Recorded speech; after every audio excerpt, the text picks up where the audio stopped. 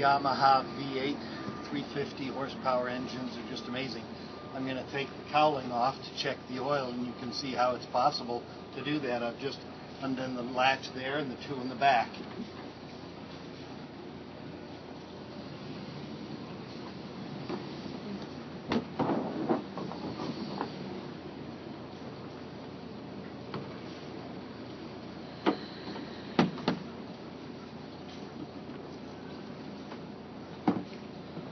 And there it is, showing the engine.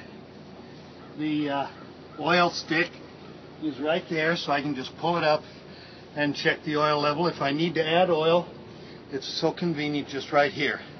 Great engine.